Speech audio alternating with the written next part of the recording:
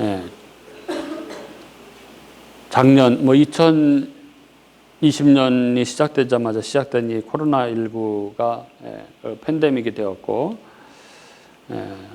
전 세계는 정말 이 보이지도 않는 이 작은 바이러스에 의해서 그동안 그토록 자랑하던 이 인류 문명은 거의 진짜 무기력하고 거의 무너지다시피 했습니다.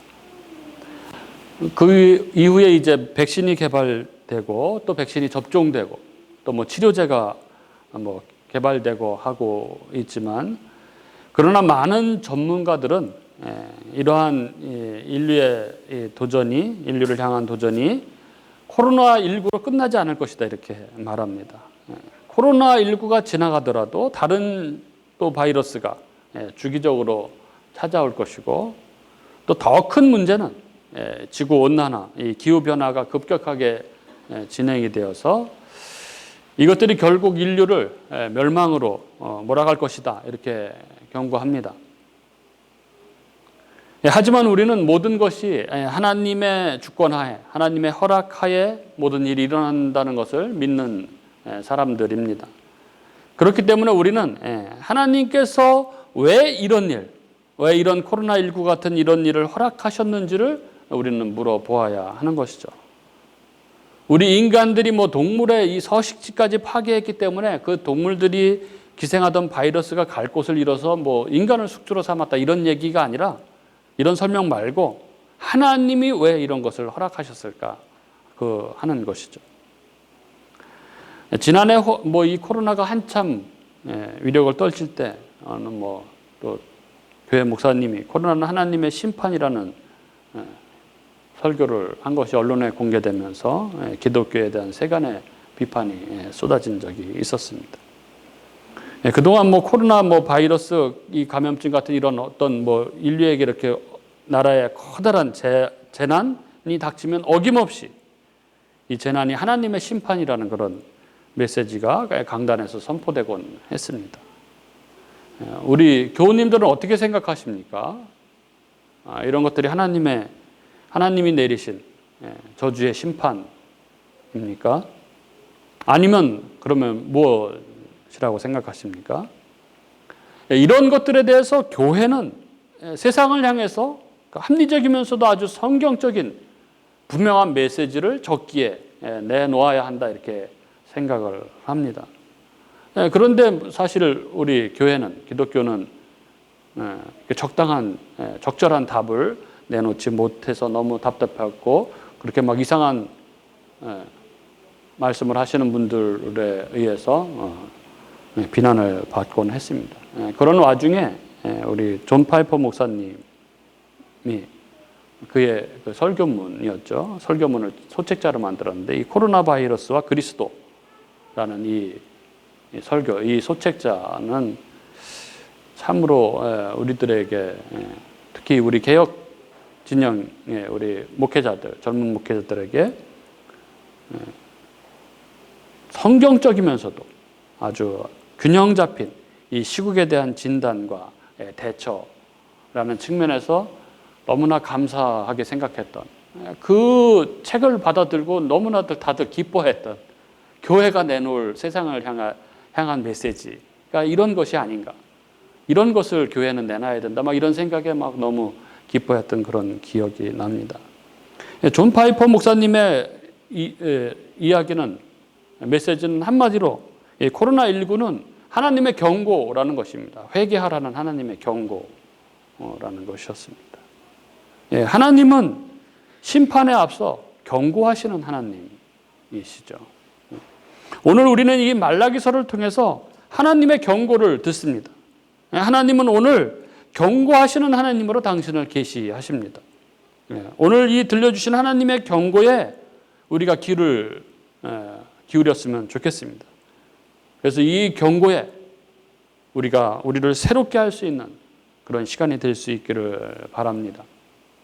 오늘 말씀은 지난주 하나님께서 이 예배에 대해서, 하나님을 멸시하는 예배에 대해서 지적하시면서 그 멸시하는 예배를 드리는 자들을 어떻게 하실지 경고하고 계시죠. 왜 예배입니까? 왜 하나님께서 타락한 이스라엘의 삶 가운데 하필 예배의 문제를 거론하시면서 이렇게 말씀하고 계신 걸까요? 그것은 지난주에 말씀드린 대로 예배는 하나님과의 관계의 기초이기 때문에 그렇습니다. 예배는 바로 하나님과 하나님 백성 간의 그 언약 관계의 핵심이기 때문에 그렇다는 것이죠. 즉 하나님과 하나님 백성 간의 관계가 뒤틀려져 있으면 가장 먼저 왜곡되어서 나타나는 부분이 바로 예배라는 것입니다. 그렇게 예배는 신자의 삶의 모든 것이라고 말할 수 있습니다. 예배가 바로 서 있다는 것은 하나님과의 관계가 바로 서 있다는 것이고 하나님과의 언약 관계가 바르게 설정되어 있다는 뜻이고 그렇기 때문에 그의 삶을 하나님이 받으신다는 그런 의미입니다. 오늘 말씀은 이러한 제사장들의 죄악, 즉 예배적 죄악에 대해서 하나님께서 어떻게 응대하실지를 말씀하시는 것으로 시작을 하고 있습니다. 1절에 보면 이렇죠. 너희 제사장들아 이제 너희에게 이같이 명령하노라. 지난주 말씀과 연결해서 말씀드리면 지난주 내용이 이스라엘이 하나님께 어떻게 했는지에 중점을 두고 있다면 오늘 말씀은 그러므로 하나님께서 어떻게 이들을 대응하실지에 대한 말씀입니다. 그리고 우리는 이어지는 2절 말씀에서 하나님의 이러한 응대를 읽게 됩니다. 2절 이렇게 말씀하시죠. 만군의 여호와가 이르노라 너희가 만일 듣지 아니하며 마음에 두지 아니하여 내 이름을 영화롭게 하지 아니하면 내가 너희에게 저주를 내려 너희의 복을 저주하리라. 내가 이미 저주하였나니 이는 너희가 그것을 마음에 두지 아니하였음이니라. 이렇게 말씀하십니다. 너희가 만일 듣지 아니하며 마음에 두지 아니하여 내 이름을 영화롭게 하지 아니하면 즉 너희가 돌이키지 않는다면 너희가 예배의 태도를 너희가 예배적 삶의 자세를 돌이키지 않는다면 내가 너희에게 저주를 내려서 내가 너희의 복을 저주할 것이다. 이렇게 말씀하고 계신 것입니다. 그렇다면 여기 하나님께서 제사장들에게 경고하시는 너희가 돌이키지 않는다면 저주하시겠다고 하시는 이 너희의 복 이것은 무엇을 말하는 것일까요? 그것은 당연히 너희 이 제사장 너희의 복이 제사장 복 제사장적 복을 말하는 것이죠. 그리고 이것은 문맥상 제사장 개인이 하나님께 받는 복이라는 측면보다는 이스라엘이 제사장의 나라라는 측면에서 받는 복이라고 말할 수 있습니다. 말하자면 이스라엘은 하나님의 택하신 백성, 즉 제사장 나라였기 때문에 하나님의 특별한 사랑을 받았습니다.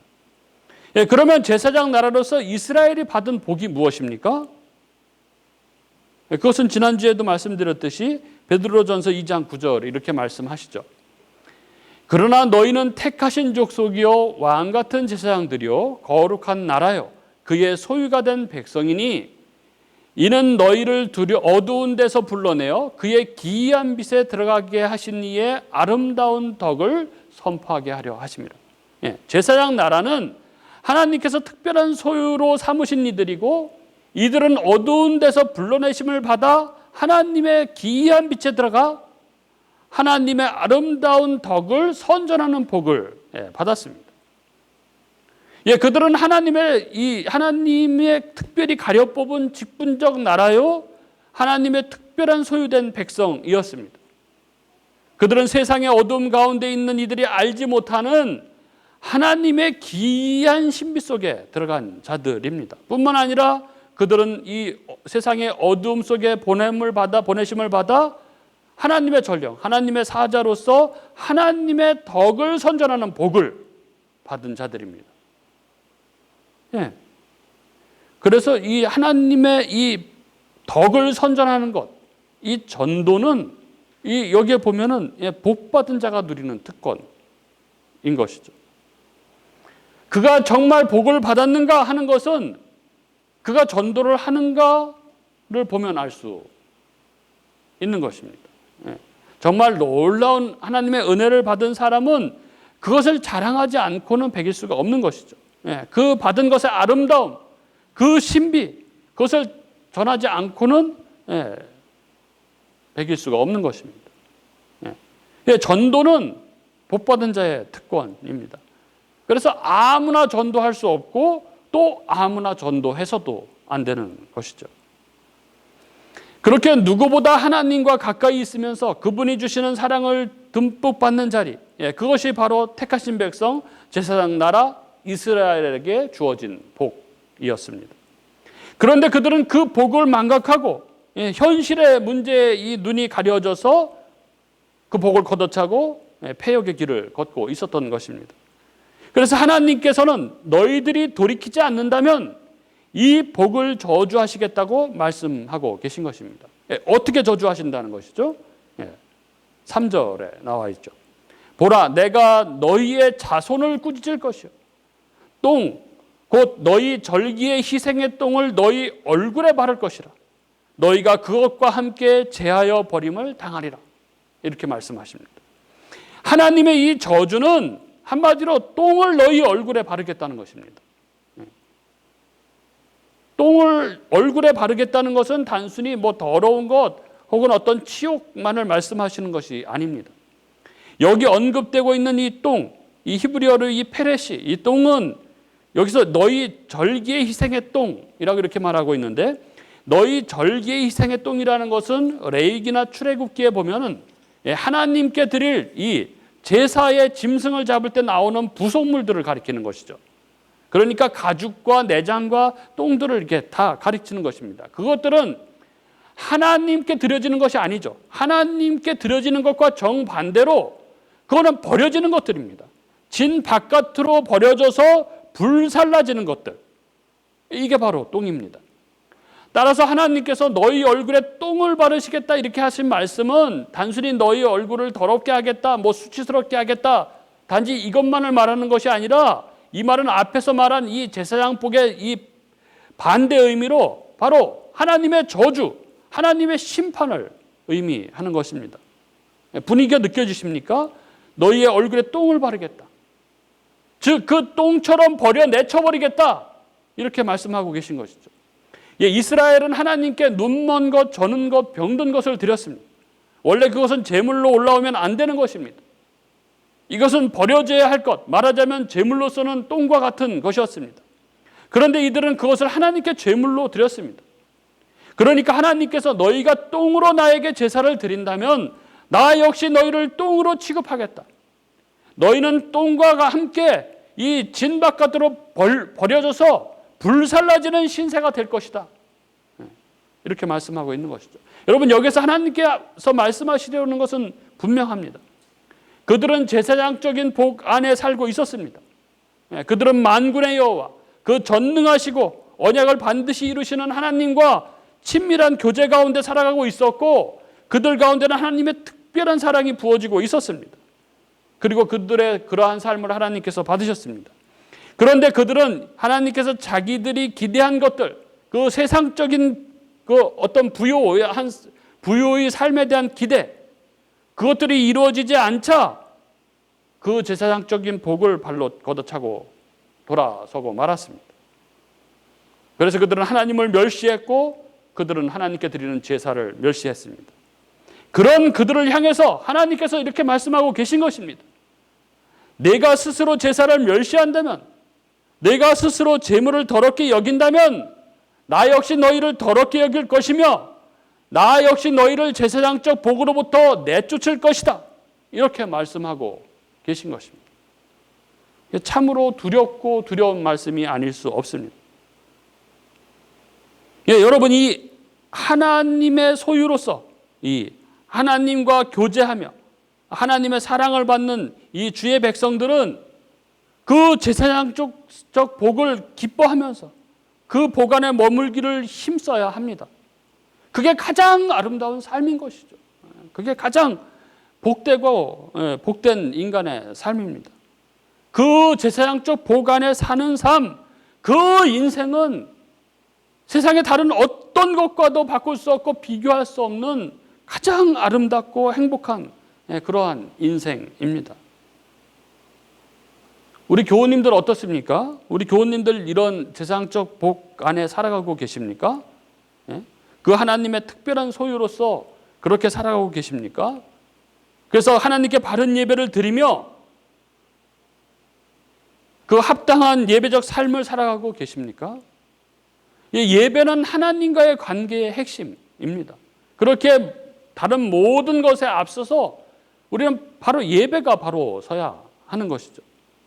우리가 하나님께 내가 먼저 다 사용하고 남는 찌꺼기를 하나님께 드린다면 우리도 하나님께 마찬가지로 똑같이 그렇게 똑같은 취급, 똥대접을 받을 것입니다.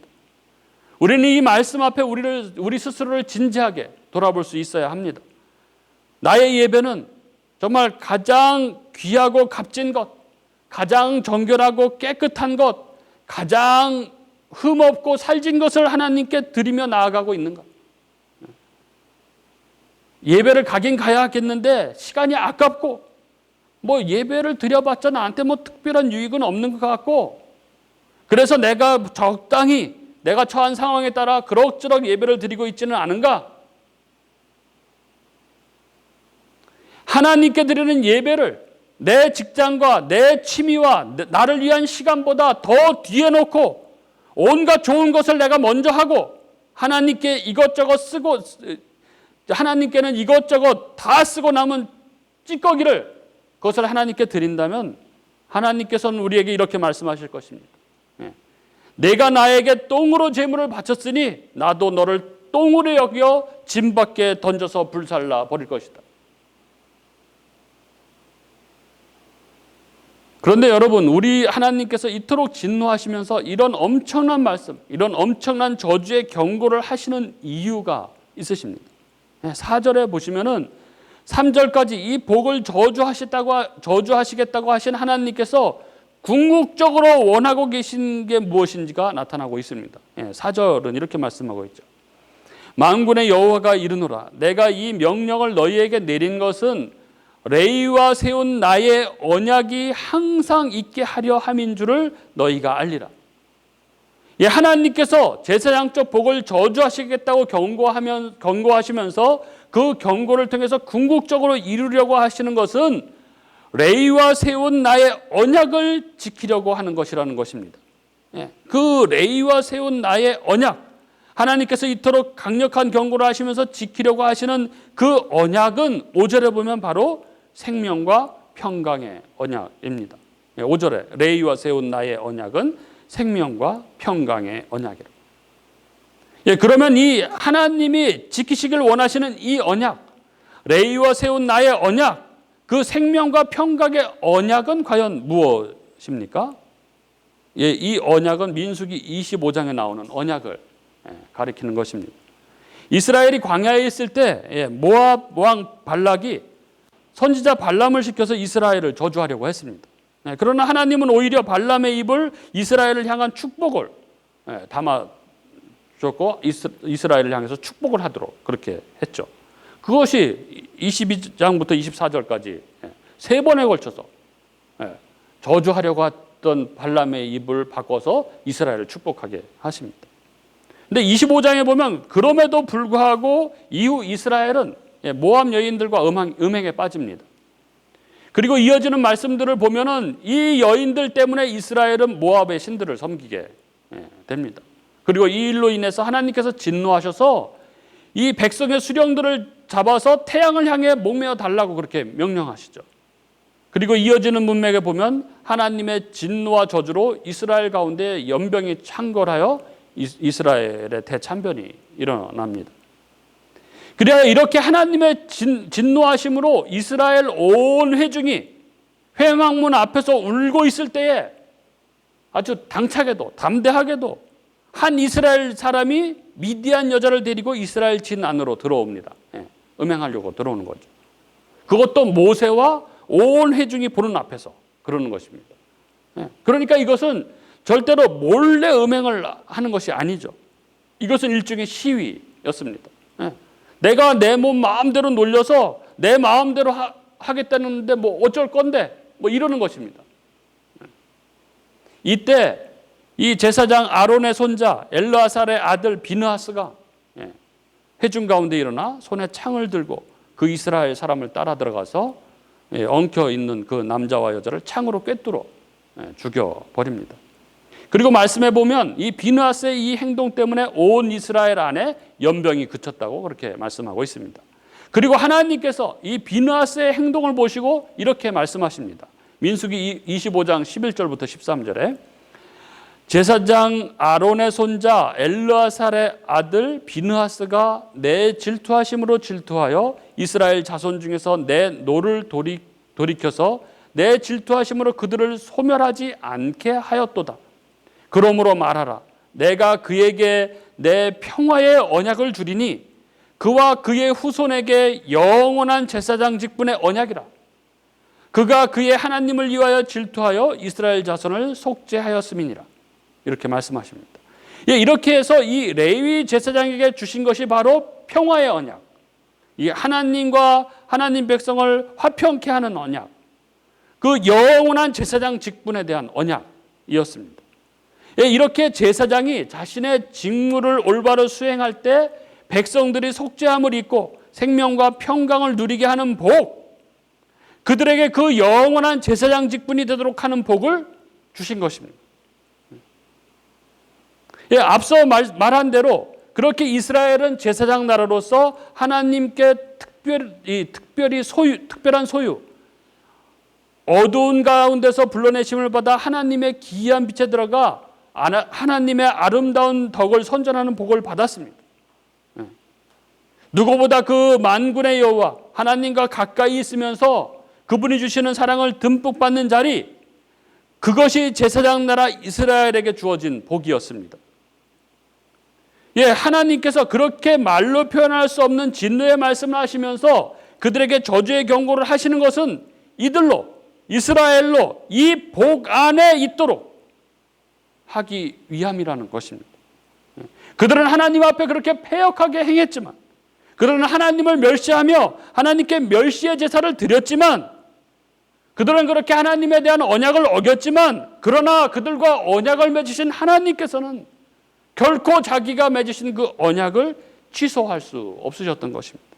그래서 그들에게 항상 그 언약 안에 있게 하기 위해서, 그 복 안에 두시기 위해서 그들을 향해서 이런 어마어마한 저주의 경고를 하고 계신 것입니다. 그러면서 5절 6절 이렇게 말씀하시죠. 그의 입에는 진리의 법이 있었고 그의 입술에는 불의함이 있었으며 그가 화평함과 정직함으로 나와 동행하며 많은 사람을 돌이켜 죄악에서 떠나게 하였느니라. 하나님을 경외하며 그 입에는 진리의 법, 하나님의 말씀이 있고 그의 입술, 그의 말에는 불의함이 없고 화평과 정직으로 하나님과 동행하며 사람들을 돌이켜 죄악에서 떠나게 하는 자들, 이 하나님과의 언약의 대상자로서 영원한 제사장 직분자로서 그들이 하나님 아버지를 경외하며 그렇게 가장 아름답고 행복하게 살아가도록 하기 위해서 하나님께서 이런 강력한 경고를 하고 계신 것입니다. 그렇습니다. 우리 성도들은 세상 앞에 세워진 하나님의 제사장들입니다. 우리는 하나님의 제사장들로서 성경이 말하고 있는 이 레위 제사장들의 삶을 살아가야 합니다. 우리는 하나님의 말씀에 입각해서 사람들을 가르칠 수 있어야 하고 또 가르친 것을 몸소 실천함으로 언행일체 삶을 살아야 합니다. 우리는 하나님 말씀을 사람들에게 전하며 가르치고 또한 우리가 전하고 가르친 대로 행함으로 그것이 진리라는 것을 사람들에게 보여주어야 합니다. 그렇게 살아가는 삶이 바로 하나님과 동행하는 삶이요, 그것이 마땅히 제사장들이 살아야 할 제사장들의 사명, 이 시대 제사장들의 삶의 모습인 것입니다. 그러한 제사장들의 모습, 그러한 우리들의 모습을 보고 세상 사람들은 하나님이 살아계시다는 것과 그 영원한 나라가 있음을 확인하게 될 것이고, 그래서 그들은 죄악에서 돌이켜 주를 바라보게 된다는 것입니다. 그런데 이런 사명을 맡은 제사장들, 하나님의 백성들이 타락하여 율법을 스스로 어기고 패역한 짓을 행하고 있었다는 것입니다. 그래서 7절부터 9절 이렇게 말씀하시죠. 제사장의 입술은 지식을 지켜야 하겠고 사람들은 그의 입에서 율법을 구하게 되어야 할 것이니 제사장은 만군의 여호와의 사자가 됨이거늘 너희는 옳은 길에서 떠나 많은 사람을 율법에 거스르게 하는도다. 나 만군의 여호와가 이르노니 너희가 레위의 언약을 깨뜨렸느니라. 너희가 내 길을 지키지 아니하고 율법을 행할 때에 사람에게 치우치게 하였으므로 나도 너희로 하여금 모든 백성 앞에서 멸시와 천대를 당하게 하였느니라 하시니라. 이렇게 말씀하시는 것이죠. 그들이 제사장으로서 마땅히 행할 그 바른 길에서 떠나서 율법을 스스로 어기고 패역한 짓을 행함으로 오히려 많은 사람들로 율법을 거스르게 했다는 것입니다. 그래서 너희들이 지금 당하고 있는 그 멸시와 천대는 너희가 그 언약을 깨뜨리고 너희가 그 제소견에 옳은 대로 행함으로 얻어진 결과라고 그렇게 말씀하고 계신 것입니다. 여러분, 오늘 이 하나님의 말씀이 나에게 어떻게 들립니까? 나는 하나님 앞에 참된 제사장 복을 누리며 그 제사장적 삶을 살아가고 있습니까? 하나님을 경외하며 그 입에는 진리의 말씀이 있고 그 말에는 불의함이 없고 화평과 정직함으로 하나님과 동행하며 사람들을 돌이켜 죄악에서 떠나게 하며 하나님과의 언약의 대상자로 영원한 그 제사장 직분자로서 제사장 나라로서 하나님의 아름다운 덕을 선전하며 그렇게 살아가고 계십니까? 아니면 그 복을 망각한 채 현실의 문제에 눈이 가려져 그 받은 복을 걷어차고 패역을 행하며 예배를 그저 형식적으로 드리며 내 취미와 내 일을 우선순위에 두고 온갖 좋은 것은 내가 먼저 하고 그리고 쓰다 남은 것으로 찌꺼기로 똥으로 하나님께 드리고 있지는 않습니까? 하나님보다 언제나 내가 먼저이고 하나님보다 언제나 내 가족이 먼저이고 하나님보다 언제나 내 일, 내 취미가 먼저이고 하나님보다 사람들의 인정, 사람들의 칭찬 이것이 먼저인 삶을 살아가고 있지 않습니까? 예, 그렇습니다. 솔직히 그렇습니다. 너나 나나 할 것 없이 우리는 다 하나님보다 내 자식이, 내 자식이, 내 삶이, 내 미래가 먼저인 사람들입니다. 나에게 무슨 일이 생기면은 하나님은 항상 뒷전으로 밀려나고 온통 내 문제밖에 보이는 것이 없는 그런 것이 바로 우리의 모습 아닙니까? 그래서 우리들은 오늘 3절 하나님이 말씀하시는 것처럼 똥, 곧 너희 절기에 희생의 똥, 그 절기들, 유월절, 맥추절, 초막절, 그 수십만 마리의 그 짐승들을 잡고 남은 그 수많은 똥, 그 똥을 얼굴에 발려서 진 밖에 버려져 불태워짐을 당해야 하는 자들, 우리는 9절에서 말씀하고 있는 것처럼 모든 백성 앞에서 멸시와 천대를 당하고 진 밖에 던져짐을 당해야 될 자들, 그런 자들 아닙니까? 우리는 그렇게 처참한 저주 속에서 살아가다가 영원한 멸망의 불지옥으로 던져져야 마땅할 그런 자들 아닙니까? 그런데 이런 우리를 위해서, 이런 우리를 대신해서 그 얼굴에 똥이 발려져서 그 모진 멸시와 천대를 당하시고 진 밖에 버려짐을 당하신 분이 계십니다. 이사야서 53장 3절은 이렇게 말씀합니다. 그는 멸시를 받아 사람들에게 버림받았으며 간고를 많이 겪었으며 질고를 아는 자라. 마치 사람들이 그에게 얼굴을 가리는 것 같이 멸시를 당하였고 우리도 그를 귀히 여기지 아니하였도다. 현대인의 성경은 이렇게 번역합니다. 그는 사람들에게 멸시와 천대를 받고 슬픔과 고통을 당하는 사람이 되었으니 사람들이 그를 외면하고 우리도 그를 귀하게 여기지 않았다. 이분은 바로 우리 주님이십니다. 바로 우리 주님의 십자가입니다. 피조물됨을 거부하고 스스로 하나님처럼 되고자 하나님 말씀에 불순종함으로 죄와 사망 가운데 들어간 자들, 그렇게 자기가 왕이 되어서 자기 욕심을 쫓아 자기 중심적으로 살아가는 자들, 그리하여 영원한 멸망의 불지옥에 던져질 그런 우리들을 위해서 우리 하나님께서 그 독생자를 십자가에 내어 주신 것입니다. 그렇게 우리는 아무 조건과 공로가 없는 자들이었지만 그 하나님의 긍휼, 그 예수 그리스도의 희생으로 말미암아 생명과 평강의 언약이 그냥 은혜로 값없이 주어진 자들입니다. 그리고 그 복 가운데 우리를 두시길 원하시는 하나님은 우리가 그 제사장적 복, 하나님과 교제하며 하나님의 사랑을 받으며 살아가는 그 가장 아름다운 삶, 가장 복된 삶, 그 삶 가운데 우리를 두기를 원하시는 하나님은 오늘도 나를 우선시하고 내 일을 우선시하고 내 취미를 우선시하고 그렇게 패역하게 살아가는 우리들을 바로 불구덩이로 그렇게 던져버리지 않으시고 그렇게 아픈 말씀을 토해내면서 우리에게 경고하고 계신 것입니다. 사랑하는 우리 성도님들, 오늘 이 말씀 앞에서 우리 자신을 돌아봅시다. 오늘 하나님의 이 경고의 말씀을 듣고 우리는 회개하고 새로워져야 합니다. 예수 그리스도의 십자가로 말미암아 새로워진 마음을 확인하고 다시 그 새 마음을 우리는 회복해야 합니다. 내가 나를 멸시하면, 내가 나를 온전히 예배하지 않으면, 내가 나를 아버지로 주인으로 온전히 공경하고 두려워하지 않으면 그리하여 눈먼 것, 저는 것, 병든 것을 가지고 나에게 나온다면 내가 내 얼굴에 똥을 바르겠다. 그 똥과 함께 진 밖에 내버려 불살라버리겠다 경고하시는 이 사랑의 음성에 우리의 삶을 돌아보고 다시 십자가를 굳게 붙들고 우리의 예배를 새롭게 하는 그런 저와 여러분이 될 수 있기를 바랍니다.